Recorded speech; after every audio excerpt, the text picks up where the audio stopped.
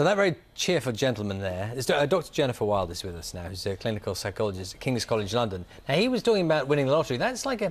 Is that a daydream? That's kind of a wish or a... Is that a daydream? That's not really a daydream. That's more of a thought, right? A daydream is much more visual. I mean, if it had randomly popped into his mind and he could really picture winning the lottery and he didn't give it so much control, then that'd be more of a daydream. But that's a thought with a lot of control. It's not so much a daydream. Now, for teachers everywhere, I mean, this will happen tomorrow morning. There'll be kids coming into class and they'll be pointing at someone who's staring out the window aimlessly and they say, "Stop daydreaming. Come back in here, start work." Now, you're suggesting, or this research is suggesting, that far from wasting time, that's kind of indication of a lot going on. Well, what the research was showing was that daydreaming is correlated. There's a strong relationship with working memory capacity, which is linked to intelligence.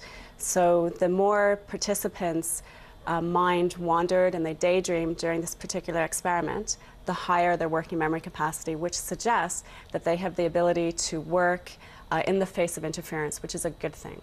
So how do you test, what's the test procedure for this? So what they did, they had participants press a button, and at various intervals they asked what was going through their mind, and then they measured their working memory capacity afterwards with a measure that I use in my own research called the operation span, or the O span.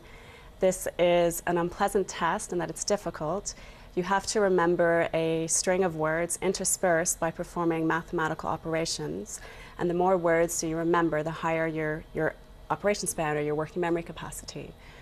So that's the measure that, and what they found was that the individuals whose minds wandered and daydreamed more had much higher working memory capacity than the ones who didn't. I suppose the real problem with the research is the genuine daydreamers, they'd never even turn up for the test, would they? Because they'd just be kind of like sat somewhere going, "Oh, I don't know." They'd never be there. So then it would invalidate the results.